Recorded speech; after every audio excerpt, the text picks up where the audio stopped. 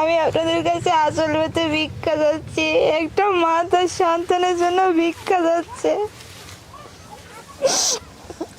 আপনারা সবাই আমার সাহায্য করেন, আমি যেন আমার মেয়েটাকে আমার কাছে সারা জীবন রাখতে পারি। আল্লাহ যেন ওকে সুস্থতা দান করে। আপনারা সবাই একটু সাহায্য করেন আমারে, আমার এই মানিকটারে আমার বুকে ফিরাই রাখতে পারি। আমার কি সুন্দর করে ডাকে আম্মু, আমার এইটা কিনে দাও, ওইটা কিনে দাও, আমি কিনে দিতে পারি না।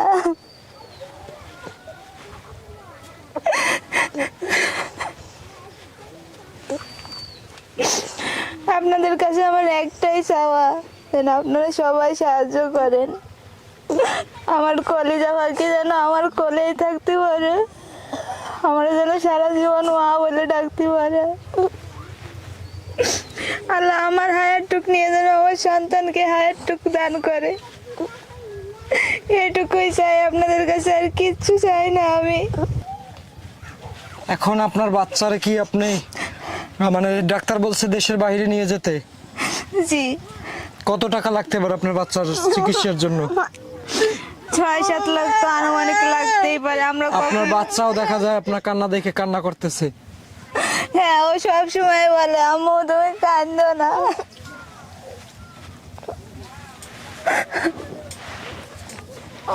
আমার কি সুন্দর করে ডাকে, কি সুন্দর আদর করে।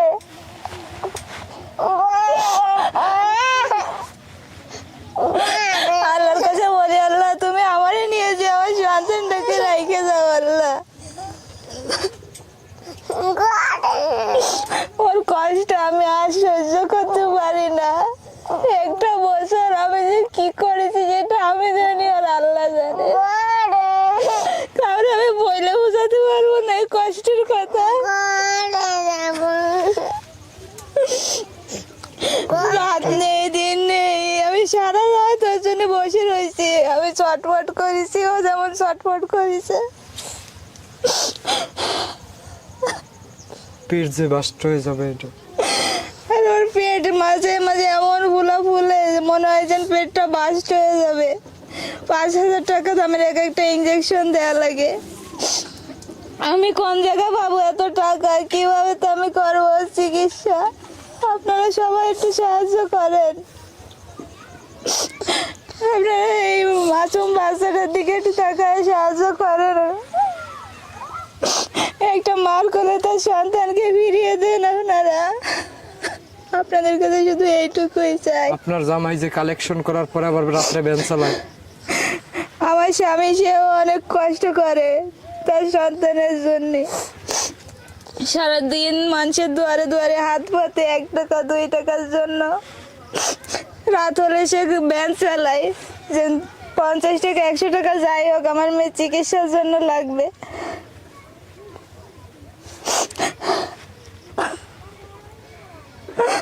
আপনাদের কাছে আমি ভিক্ষা চাচ্ছি, আমার মেয়ের জীবনটা আপনারা ভিক্ষা দেন।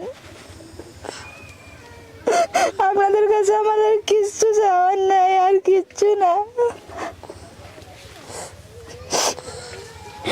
ওর পেটটার দিকে তাকালে যেন কি কষ্ট লাগে, যেন এত ছোট বাচ্চা। পেটটা তো এখন একটু ফুলো কমিছে, মনে হচ্ছিল কিছুদিন পরে ফাইটে যাবে, বাস্ট হয়ে যাবে পেটটা।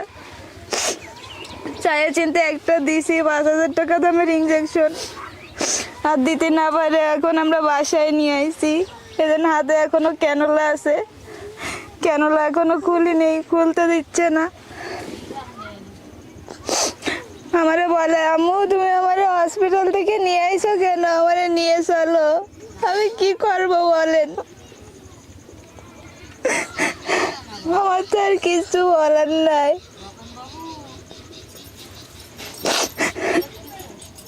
ও কি কথা বলতে পারে? ও সব কথাই বলতে পারে। কি সুন্দর টিয়া পাখির মতন ডাকে, আম্মু আমার এটা কিনে দাও, আম্মু আমার এটা কিনে দাও। আমি তো কিনে দিতে পারি না, আমার তো সেই সামর্থ্য নেই। আরো শুধু বলে আম্মু আমি মরে যাবো, আম্মু আমি মরে যাবো। আল্লাহ তুমি আমাকে বাঁচাও, আল্লাহ তুমি আমাকে বাঁচাও। সব সময় এই কথাটাই বলে সব সময়, সবসময় বলে আল্লাহ তুমি আমাকে বাঁচাও। আপনারা যদি সবাই সাহায্য করেন তাহলে হয়তো আল্লাহ আপনাদের দোয়ায় আমার সন্তানকে বাঁচাই দেবে।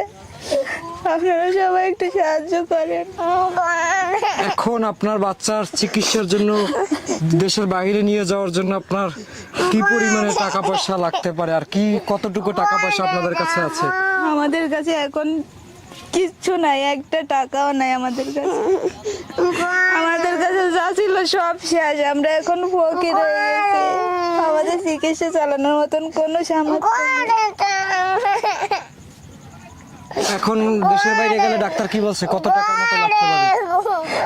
6-7 লাখ টাকার মতন লাগতে পারে বলেছে। তুমি আমার কোলে আসবা আঙ্কেল? তুমি আমার কোলে আসবা? আসলে সবই দেখেছেন, তাদের ঘরের অবস্থা কি, তার বাবার ইনকাম সোর্স, তারপরে তার আসলে সমস্যা, তার চিকিৎসার